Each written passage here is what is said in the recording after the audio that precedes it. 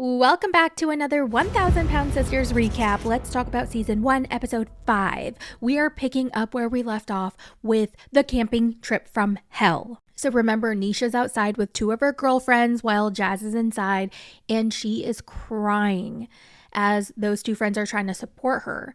And she realizes that everything she does is out of fear, because that's how she was raised in the cult. So she's constantly worried about what people are going to think of her or how she's going to make them feel. And she wants people to like her. She's a people pleaser. She wants to make them happy.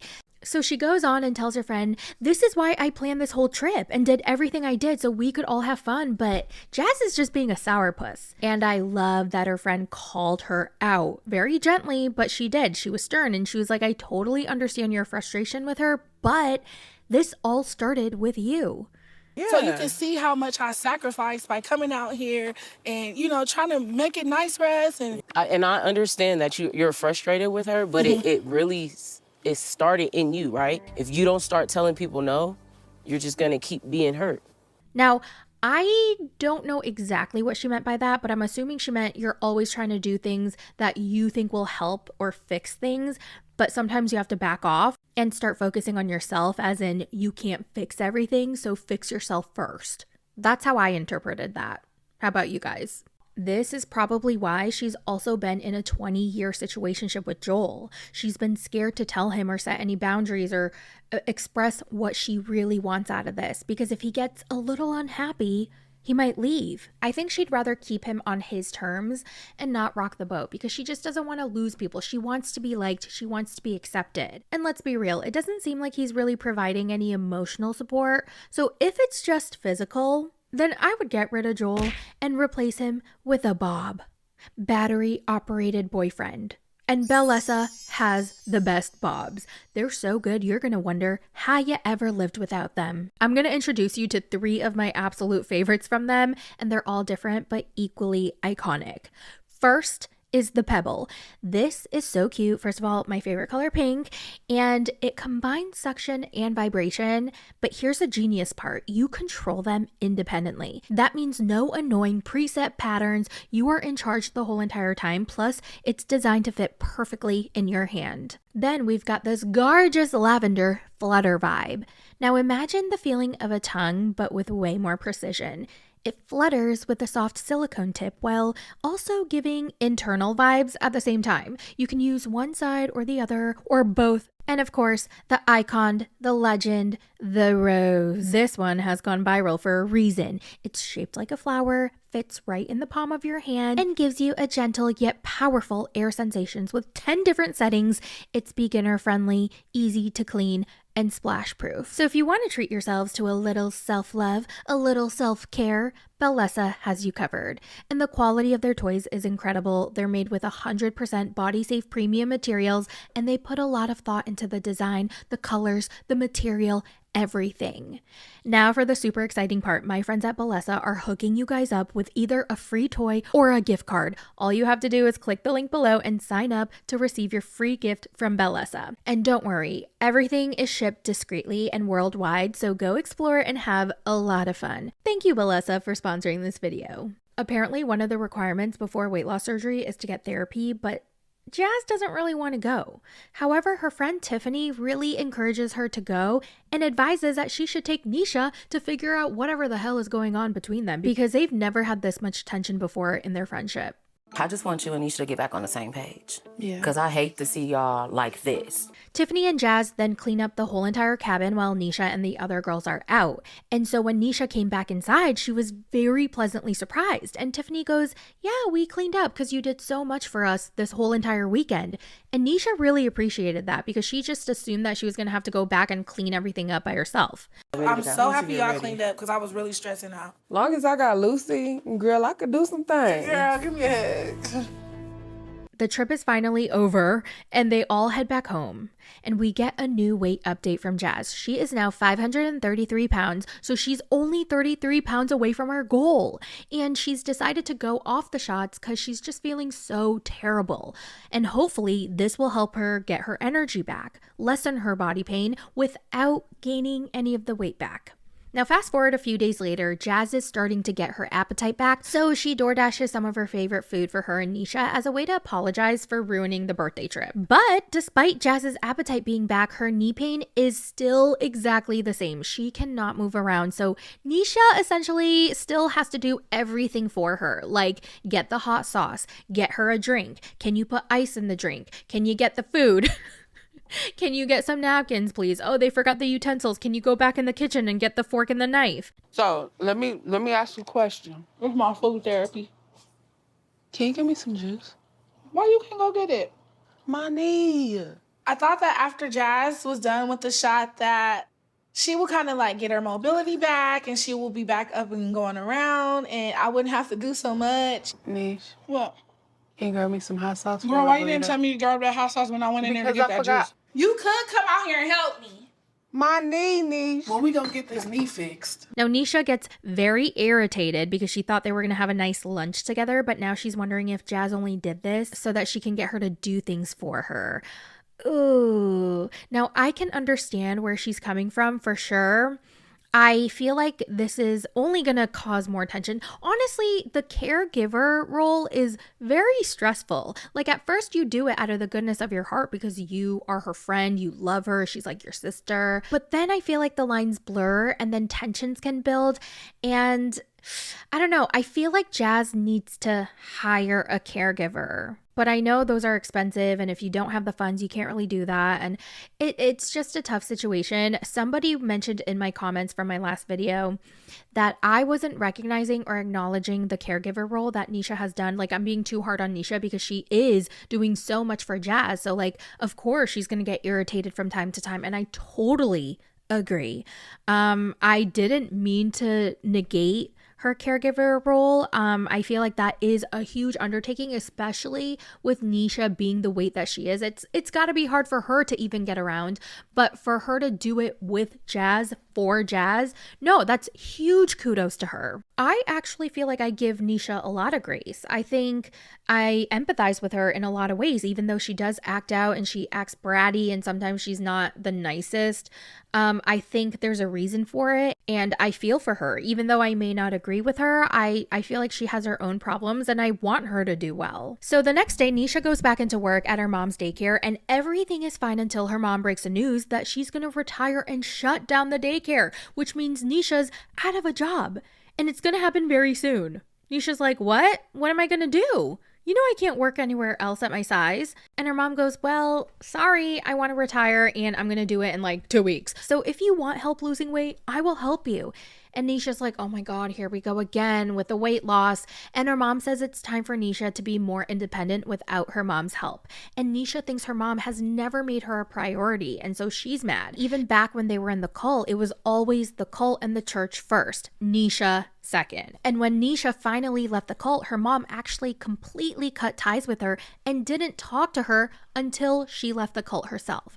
So Nesha obviously feels like she was abandoned and that her mom is abandoning her again. It doesn't feel good because I'm losing my job, literally. Appreciate you. I would like to see her just make her own decisions and without my assistance. I want to see her blossom. As far as my mom goes in the daycare, it feels like I'm being abandoned again. I get that her mom wants Nesha to be more independent. And yeah, Nesha is an adult. If her mom wants to retire, she should be able to retire. But it would have been nice to get a little bit more notice, a little bit more of a heads up, some time so that Nesha could figure things out. But it kind of seemed like it was a sudden decision. And her mom was like, surprise, I'm going to retire in like 2 weeks. So you're out of a job and you need to figure it out. Well, Nesha does figure it out. She starts baking cupcakes. And Jazz scheduled an exercise class on a Thursday, but Nesha can't go because she has to deliver those cupcakes on the same day. When are you going? Thursday. You should go with me. I can't go Thursday. It's when I have to deliver the cupcakes. So I'm supposed to go by myself. Yeah, why you can't go by yourself? It's time for Jazz's therapy session with Dr. Samuels, who specializes in addiction. So they talk about her food addiction and her childhood, and it's actually so sad. She basically grew up watching her mom be abused by her mom's boyfriend. And then Jazz's first boyfriend was also very abusive to her. Jazz was hit, beaten, and drugged by her ex-boyfriend. And when she thinks back to her mom, she hated her mom for allowing her boyfriend to harm her and treat her that way. But here she is exactly like her mother. So when she had that realization, she just hated herself. She couldn't deal with herself. And I'm assuming she used the food to cope throughout all of it. And You that's want how I to, yeah, kept you it. want to isolate. Yeah. Why? I just hated myself. What I found super interesting was when the therapist said that addicts love being alone and sitting in their misery and shame. You will find in the addiction field that the addict love being alone and sitting in their misery and shame, just like she's doing it. I don't know if I necessarily agree because, I mean, I can't speak for everyone. I can only speak for myself. But when you know what? I get what he was trying to say. Okay, I get it now because I'm thinking back to when I was in my dorm room and I would just like want to be alone. I would lock myself in my dorm room and have my pile of food, and that was my sanctuary. That was my safe space, and that was where I felt like I was getting the high. All the good feelings from being alone and just absorbing all the food, like shoving the food in my mouth. So I get it. I didn't love that I did that, but at the same time, I loved that time. So I get what he's trying to say. Okay, so we don't love being addicted to food, but we love that alone time where we binge because that is the only time where we feel like we can escape the misery. The therapist recommends Overeaters Anonymous to address her food addiction and to also meet other people in that community, and Jazz agrees to it. I think this is when I realized the difference between her and Nesha.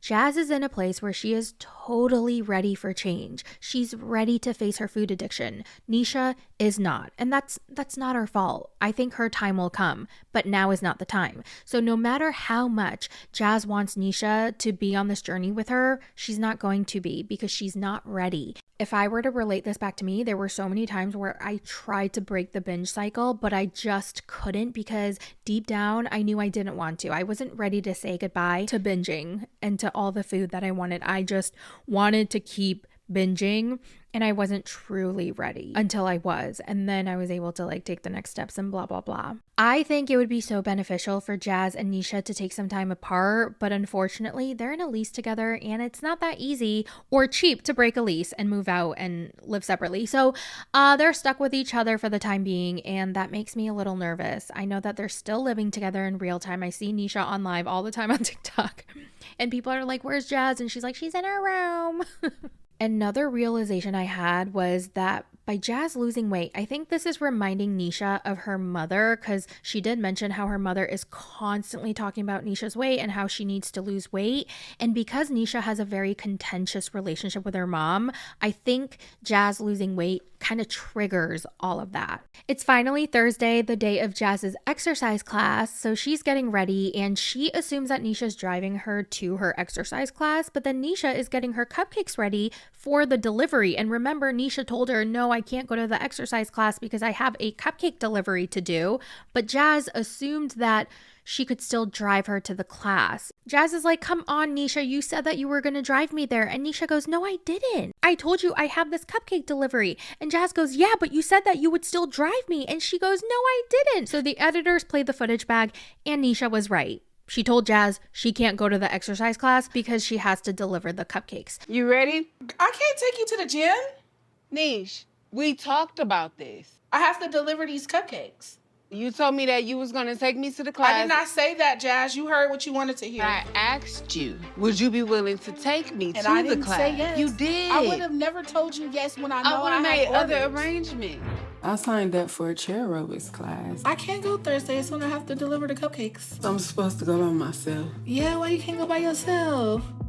Now, I don't know if Jazz in her head thought, "Oh, I can still drive you, but I just can't go to the class." I don't know. I really don't know what she was thinking. But then their fight escalates and Nesha goes, "How are you supposed to fit in my car anyway with Brie and the cupcakes?" Jazz gets upset and she's like, "What do you mean? Are you trying to say that I'm not going to fit in your car? Don't act like you always give me your service, like I need you or something." And Nisha's like, "You know what? You're right. I am not at your service." And woo! Saved by Brie because she comes just in time to break up the fight and Nesha grabs her cupcakes and leaves. So you mean to tell me that the reason I can't go is because I can't fit in the car? The reason you can't go is because I got stuff to do. I'm gonna do my cupcakes. Yeah, because all y'all gonna do is have a good day. y'all just gonna eat the cupcakes No, up we're not. anyway. But What do you don't mean? act like I don't do nothing for just- you. But don't sit here and act like I'm handicapped and need you all the time. Like, don't do that. Well, they eventually make up, and Nesha ends up driving Jazz to her doctor's appointment to find out if she'll get approved for surgery or not. But she's nervous because since getting off the shots, she's eaten a few tacos here and there, maybe some burritos, some taquitos, some burgers, some pizza, some fries, some chips, blah, blah, blah, blah, blah. So they're both waiting in the room. The doctor comes in, and it's time for Jazz to weigh in. Dun, dun, dun. She gets on the scale, and she weighs in at 530 pounds, meaning she did not meet her goal. So will she get approved or will she not? We're going to have to wait to find out. But according to the previews, it does look like she gets the approval for surgery. Now, the next episode, episode 6, is the last episode. It is so weird. I can't believe this season was so short and there's still no word of a season 2. And I'm so bummed because I really like them. I really want to see them succeed. I want to continue their story. Like, I want to watch what happens next. I want to see Nesha and what her journey is. I don't know. Do you guys think we're going to get a season 2 or not? Let me know down in the comments. Do you want a season 2 or not? Do you like these girls? I do. So yeah, that's it for the episode 5 recap. Let me know all your thoughts in the comments and I will talk to you in the next one. Bye.